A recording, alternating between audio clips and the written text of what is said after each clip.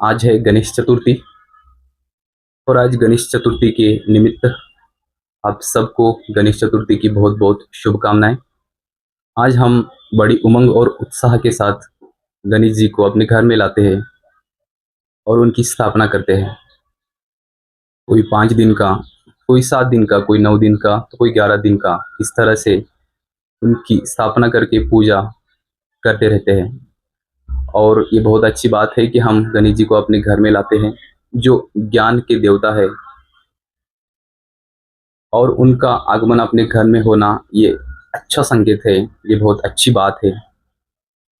किंतु साथ साथ में हमें थोड़ी सी और बातों की तरफ भी ध्यान देना ज़रूरी है, क्योंकि हम उन्हें स्थूल रूप से तो अपने घर में लाते हैं, किंतु उनके बारे में भी पता होना थोड़ा सा ज़रूरी है।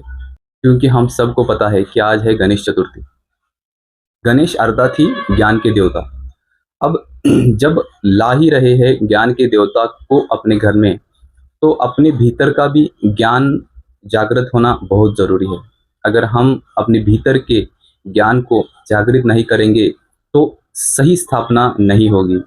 इसलिए गणेश जी को अगर हम अपनी भक्ति, अपनी भावनाएं, अपनी श्रद्धा, अपना समर्पण अगर देना चाहते हैं, तो अपने ज्ञान स्वरूप को याद रखना, ज्ञान स्थिति में रहना बहुत ज़रूरी है।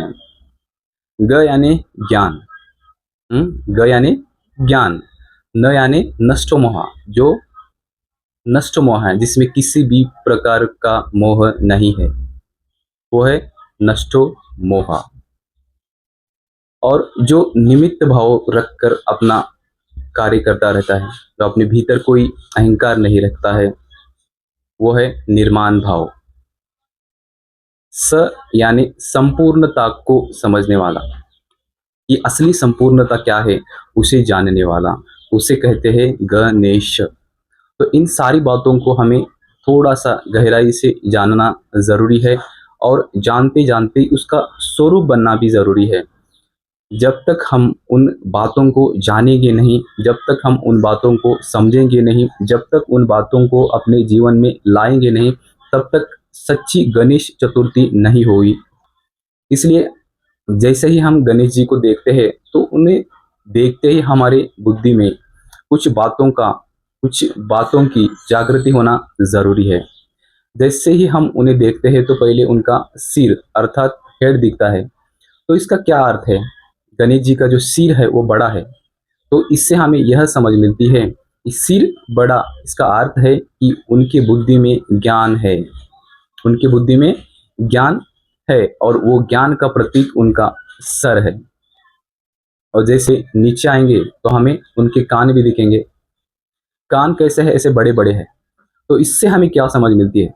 इससे हमें यह समझ मिलती है कि कान जब बड़े हैं, इसका ये समझ या ये प्रतीक है कि हमें ज़्यादा सुनना चाहिए। जितना हम ज़्यादा सुनेंगे, जितना हम ज़्यादा समझेंगे, उतना हमारे लिए अच्छा है, अर्थात कि सुनने वाला व्यक्ति। और साथ में वो कान स्टेबल नहीं है, जैसे ये है, वो कान ऐसे हिलते रहते हैं। तो इसका अर्थ क्या है? साथ साथ में सुनते सुनते ही या सुनते वक्त ही साथ साथ में वो हिलाता भी है। इसका अर्थ ये है कि हमें जो हम सुन रहे हैं वो सही है या गलत है, वो भी जानने की हमें क्षमता होनी चाहिए। इसलिए वो हिलाते हैं। हम देखते हैं ना, जो हमारे हाथ में या गृहिणी जो सूप का यूज़ करते हैं, वो उसका क्या प्रयोग होता है कि जो भी उसमें कंकड़ है, जो भी कचरा है, वो बाहर जाता है, जो अच्छी अच्छी बातें वो भीतर रखते हैं, और वो ऐसे ऐसे करते रहते हैं।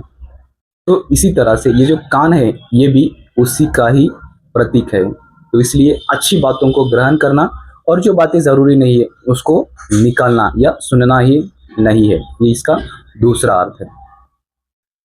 और उसके बाद है उनका मुख छोटा दिखाते हैं।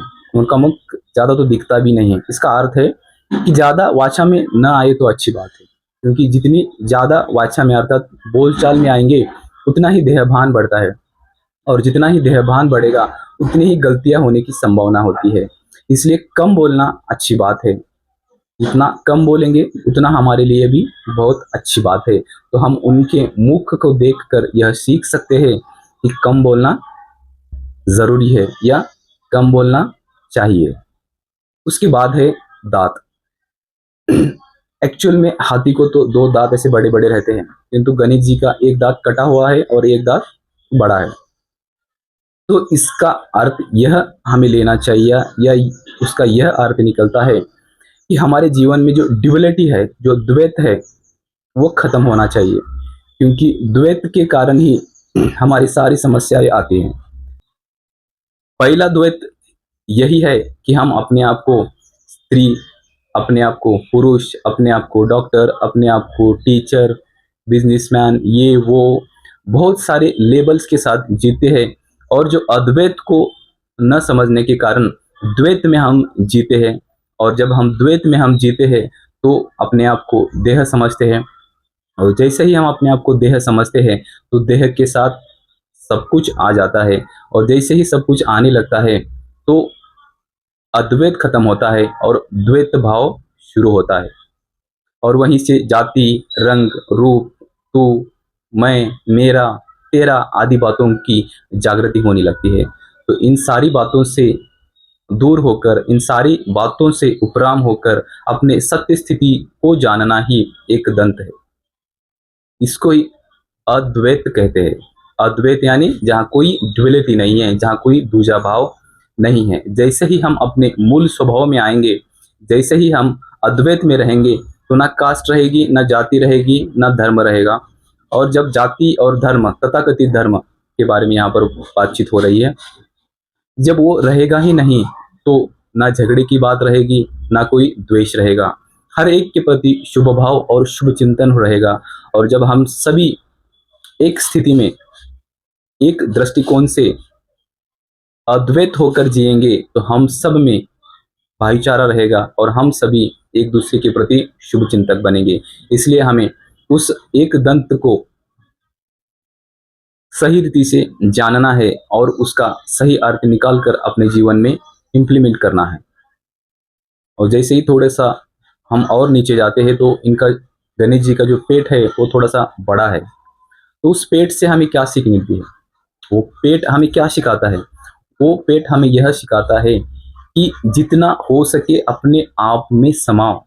एक्चुअली में हम क्या करते हैं, कुछ बातें सुनते हैं, तुरंत इसको उसको बताते रहते हैं, हम अपने भीतर समाते नहीं हैं।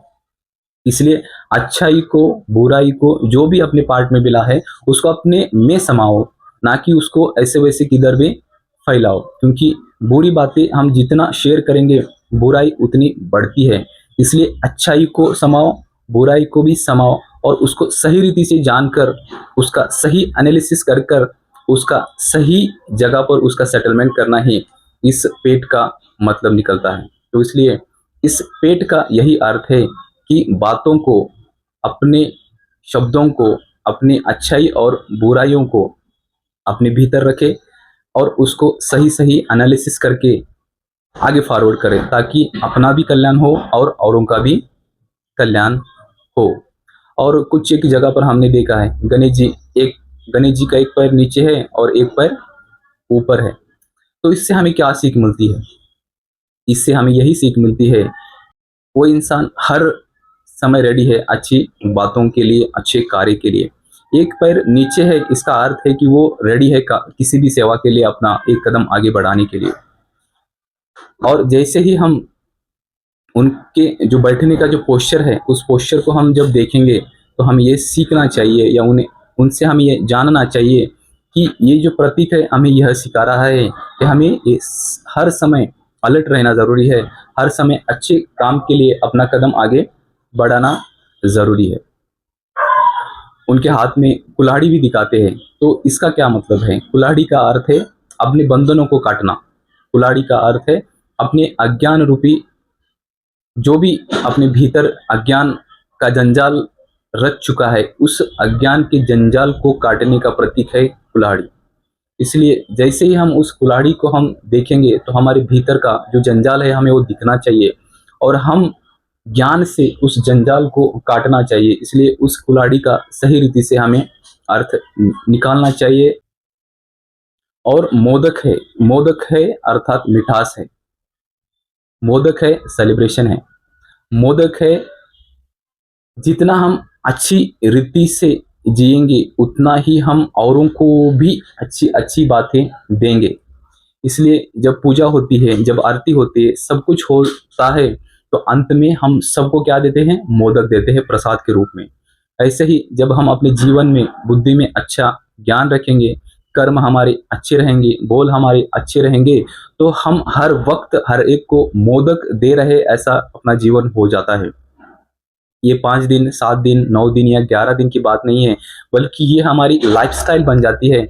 और जब हम ऐसी लाइफ़स्टाइल में जीते हैं, तो हमारा जीवन भी सफल होता है। और इसी तरह से हम जिएँगे, तो सचमुच वाली गणेश चतुर्थी सफल होगी, या हम सचमुच वाली गणेश चतुर्थी को मनाएँगे। अन्यथा हम गलतियों पे गलतियाँ कर रहे हैं। हम गणेश जी को अपने घर में लाते हैं, कोई मार्केट में बिठाते, कोई कहीं पर बिठाते हैं, और हम बड़े-बड़े गाने, सॉन्ग्स लगाकर बहुत सारी ऐसी-वैसी बातें करने लगती हैं। जो सही मतलब है वो पीछे रह जाता है और सारे कर्मकांड आगे आ जाती है। फिर वो कर्मकांड को मद्देनज़र रखते हुए सारी गलतियों पर गलतियाँ होने लगती है। तो हम सबको थोड़ा-सा ध्यान देना चाहिए। जो हम आज तक देहभान में आकर जो गलतियाँ कर रहे हैं, वो गलतियाँ हमसे ना हो, और हम ज़्यादा से ज़्यादा उस गणेश चतुर्थी का, उस गणेश जी का सही रीति से जानकर, उनको सही रीति से समझकर अपने जीवन में धारण करना चाहिए। जब हम सही रीति से उनको जानकर अपने जीवन में धारण करेंगे, तभी सच्ची गणेश चतुर्थी होगी। अन्यथा ये भी एक कर्मकांड हो जाएगा। 7 दिन बीतेंगे, 9 दिन बीतेंगे, 11 दिन बीतेंगे, फिर हम 12वें दिन वैसे ही अपने आप को पाएँगे जैसे हम पहले दिन थे। तो हमें यह भी देखना ज़रूरी है कि हमारा बदलाव होना बहुत आवश्यक है। जिस दिन हम गणेश जी की स्थापना कर रहे थे, वो पहला दिन, और जब स्थापना के बाद का जो 12वां दिन है, वो हमारे लिए एक वरदान होना चाहिए। वो हमारे जीवन का परिवर्तन दिवस होना चाहिए। जब हमारे जीवन में वो परिवर्तन आएगा, जब हमारे जीवन में कुछ बदलाव आएँगे, तब सच्ची गणेश चतुर्थी होगी। अन्यथा हम अपना समय, अपना पैसा, अपना सब कुछ व्यर्थ गँवाने जैसी बात होगी। तो फिर से यही कहेंगे कि गणेश चतुर्थी को सही रीति से जानें, और उसका सही अर्थ निकाल कर अपने जीवन में धारण करें, और उस पर सही रीति से इम्प्लीमेंट करके जीवन चलाएँ। धन्यवाद। फिर से आप सभी को गणेश चतुर्थी की बहुत-बहुत शुभकामनाएँ। ओम शांति।